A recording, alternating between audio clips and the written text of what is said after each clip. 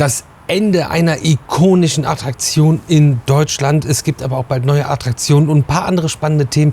Das alles jetzt in diesem kleinen News-Update-Video. Mahlzeit, herzlich willkommen beim Review Video Magazin und einem neuen kleinen News-Update-Video und viele liebe Grüße aus Polen. Wir sind gerade wieder unterwegs und sammeln fleißig Footage für euch, um euch neue Videos hier zu zeigen, wie jeden Tag um 18 Uhr. Als treue Abonnenten wisst ihr das, ja, und wenn nicht, abonniert ihr jetzt den Kanal, kostet euch nichts, hilft uns ungemein weiter, so wie auch Aufwind Rides uns ungemein weiterhelfen als Sponsor dieses Videos. Aufwind Rides ist auch eine Firma aus Deutschland, die bauen Simulatoren, Dark Rides und alle möglichen Arten von Fahrgeschäften und das komplett schlüsselfertig, wenn es gewünscht ist, von der Idee übers Konzept, dem Ride selbst, der Thematisierung und allem drum und dran, alles aus einer Hand, made in Germany, und das ist, glaube ich, noch einiges wert heutzutage. Link zu Aufwind Rides in der Videobeschreibung. Wir zeigen euch demnächst auch noch ein paar neue Sachen, die gerade gebaut werden und bald in Deutschland eröffnen, und starten jetzt in dieses kleine News-Video. Und wir fangen direkt an mit einer eher schlechten Nachricht, und zwar wird Super Splash im Hansa-Park jetzt nach fast 40 Jahren Betrieb endgültig schließen. 1986 wurde dieser Flume als Eigenbau im Hansa-Park eröffnet, ist für mich eine absolut ikonische Attraktion. Super wichtig, war bei jedem Familienausflug in den Hansa-Park das erste und wichtigste, was wir gemacht haben, und in verschiedensten Konstellationen. Man konnte ja nicht nur hintereinander sitzen, wie man das bei klassischen Flume-Rides kennt, sondern auch mit zwei Leuten nebeneinander und dann mehrere Reihen hintereinander. Mit einem Double Down im Drop, der super viel Airtime irgendwie verschafft hat, und ich weiß auf jeden Fall noch zu der Zeit, wo wir angefangen haben, da regelmäßig hinzugehen, konnte man oben vom Lift aus und den Kurven, die man gefahren ist, wunderbar die Ostsee sehen, und das ist einfach für mich eine super wichtige Attraktion, die hat schon immer zu meinem Leben irgendwie dazugehört, und jetzt geht sie. Aber ich glaube, in den wohlverdienten Ruhestand, und der Hansa-Park möchte Platz schaffen für was Neues, was dort entstehen soll. Und was in den letzten Jahren im Hansa-Park so passiert ist, lässt vermuten, dass da Großes und Spannendes auf uns zukommt. Also wir können uns, glaube ich, freuen, auch wenn es natürlich immer ein weinendes und ein lachendes Auge gibt. Aber ich glaube, Super Splash hat es verdient, in den Ruhestand zu gehen. Tolle Attraktion, danke für all die Jahre feuchtfröhliche Unterhaltung, und ich bin sehr gespannt, was im Hansa-Park dann jetzt demnächst kommt. Wir werden da natürlich immer wieder Updates zu machen, wie wir das auch sonst immer die ganze Zeit schon gemacht haben, wie auch zum Cornwall Coaster.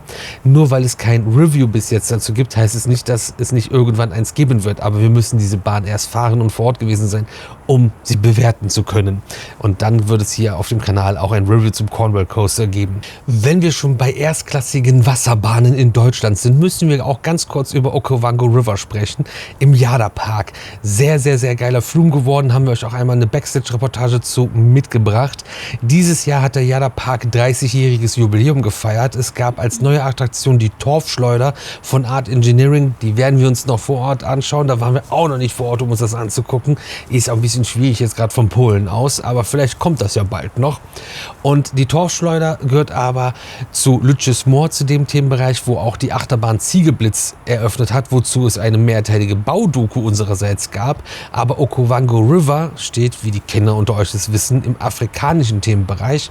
Und jetzt hat der Jada Park angekündigt, dass es 2027 dort eine weitere neue Attraktion geben wird.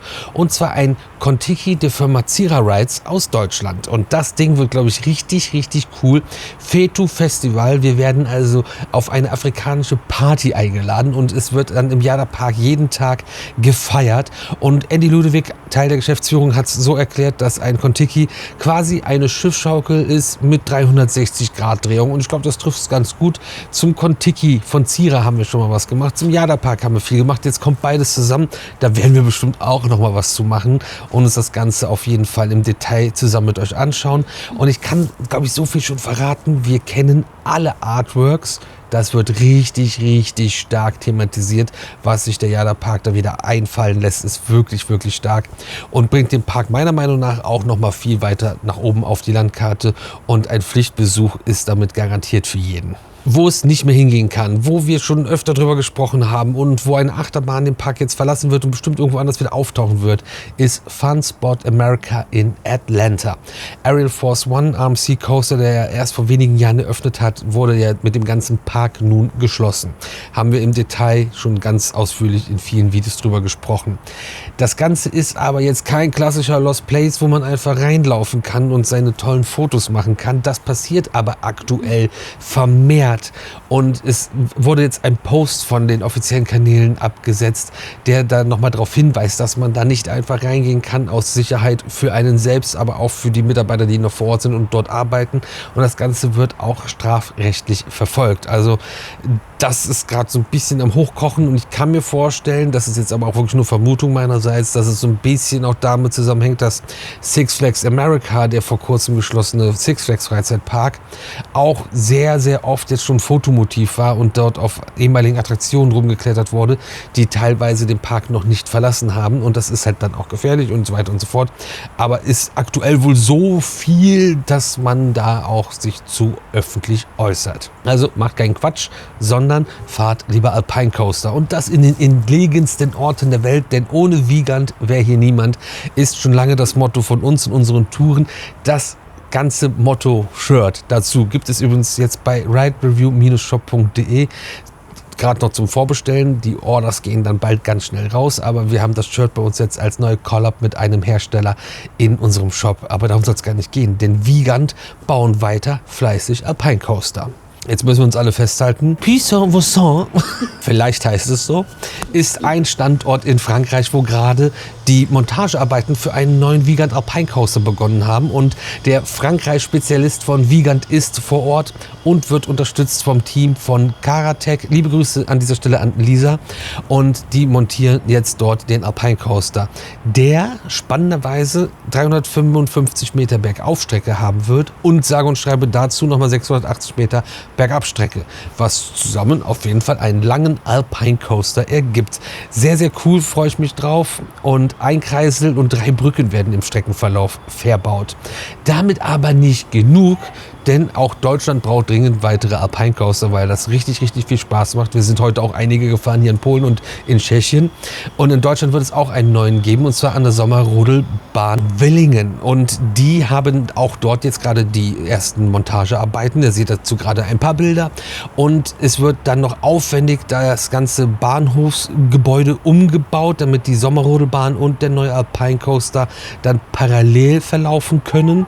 Dafür wird ein Spielplatz verlegt und große Erdarbeiten stehen auch noch an.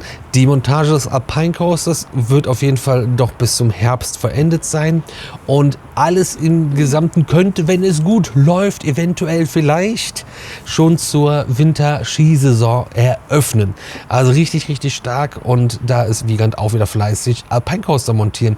Wenn irgendwann mal die Achterbahn, Freizeitpark und Alpine Coaster Götter es so wollen, werden wir auch mal eine Aufbaureportage von so einem Alpine Coaster euch mitbringen, weil das ist echt spannend und funktioniert nochmal anders als bei Achterbahn, was wir schon sehr oft gezeigt haben und auch immer wieder noch zeigen werden. Das werdet ihr auch dann hier noch sehen.